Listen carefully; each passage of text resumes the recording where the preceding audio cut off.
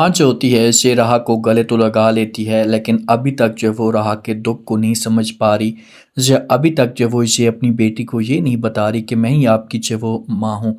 ये जो वो राह बहुत ज़्यादा उदास होती है, राह के ऊपर जो भी जुल्म होते हैं इसे देख रही होती है, लेकिन कुछ भी नहीं कर पा रही होती। अचानक से ज़रियोन की जो है वो एंट्री होती है, और जब राह इसे देखती है, पहली दफ़ा राह को नहीं पता होता, तो ये ऐसे पूछती कि भाई आप कौन हैं और यहाँ पर क्यों आए हैं। तो ये बातें ज़रियोन सुनता है तो इराक़ को यहाँ पर जवाब देता है और कहता है कि भाई मेहमान के साथ कोई ऐसे ही करता है। पहले चाहे वो कोई उसका हाल-हवाल कुछ भी नहीं पूछा चाहता, उससे पूछा जाता है कि भई आप कहाँ से आए हैं, कैसे आए हैं, खैरियत से हैं? तो आगे से राह जो होती है इसे जवाब देती है और कहती है कि नहीं, ऐसी कोई बात भी नहीं है, मैं आपको जानती तक नहीं हूँ, अचानक से आपकी एंट्री हो गई है। मैं आपको जानती तक नहीं, तो लाज़मी तौर पर मैं पूछ सकती हूँ ना आप कहाँ से और किस वजह से हैं? तो ज़रियोन जो है ना फिर राह को सब कुछ बता देगा और उसके बाद जो वो अंदर चला जाएगा। जब राह का जो नानू होगा इसे लेकर जाएगा आसी के पास, तो इसके साथ बात करेगा, इसे जो वो इसका तारुफ़ करवाएगा और बाद में खाने की टेबल पे बैठे होंगे तो आसी को ये वार्निंग भी जारी कर देगा। आसी को बोलेगा कि देखिए कि ज़रियोन यहाँ पर कुछ टाइम के लिए रहेगा। अब आसी की नज़र होती है इसके ऊपर कि भाई पैसे वाला बंदा है, शायद इसके पास कोई वैल्यू है, तो ये अपनी बेटी की जो है वो शादी करवाने की कोशिश करेगी या अपना कनेक्शन अपनी बेटी का लड़वाएगी।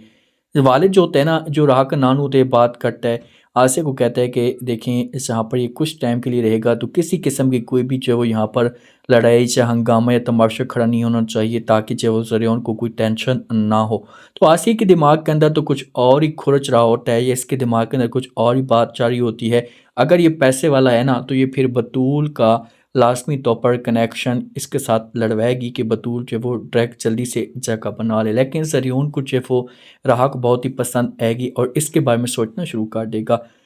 तारा जो होती है ना, जब भी अपने वालिद को अकेला देखती है, वालिद तो बात तो नहीं करता, लेकिन इसके वालिद कमरे के पास जाकर छुपकर खड़ी हो जाती है एक साइड पे। तो अचानक से वालिद की जो नज़र होती है पड़ जाती है, तो तारा को अपने पास बुलाता है। तारा जाती है, जाकर इसके सामने हाथ जोड़कर खड़ी हो जाती है, माफ़ी मांगना शुरू कर देती है, इसे कहती कि मुझसे बहुत बड़ी गलती हो गई है, प्लीज़ आप मुझे जो वो माफ़ कर दें। मैं जो वो ठीक है, आप मुझसे नफ़रत तो करते हैं, लेकिन मुझे इस बात का एहसास हो चुका है। ये बातें वालिद सुनेगा तो तारा को जवाब देगा और कहेगा कि मैं तो आपको माफ़ कर दूँगा, लेकिन सोचें कि उस मासूम राह के साथ क्या हुआ होगा, यहाँ पर उसके साथ कितने ज़ुल्म हो रहे होंगे, आप इस बारे में जानती हैं? तो तारा जो कि ये जवाब देगी, कह सकती कि जी बिल्कुल, मैं ये सब कुछ जानती हूँ, समझती हूँ, लेकिन अब मैं क्या कर सकती हूँ?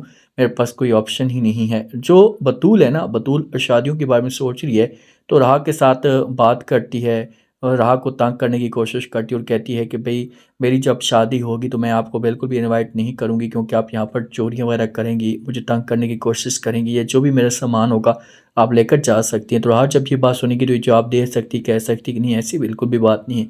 आसिया ने जब राह को थप्पड़ मारा था, वहाँ पर जो है तारा भी सब कुछ देख लेती है, लेकिन जब भी ज़ुल्म आसिया करती है राह के ऊपर, तो तारा जो है कुछ भी नहीं कर पा रही होती। इसके लिए लेकर आती है चाय वगैरह, तो ये बेड पे बैठी होती है, तो बात करती है कहीं आपको जो है वो तकलीफ़ तो नहीं? तो राह कहती है कि बहुत तकलीफ़ हुई थी, बहुत दर्द हुआ था, इस तरह के कई थप्पड़ मैं खा चुकी हूँ, लेकिन सोचती हूँ कि जब मेरी माँ होती तो वो भी मेरे साथ ऐसा करती।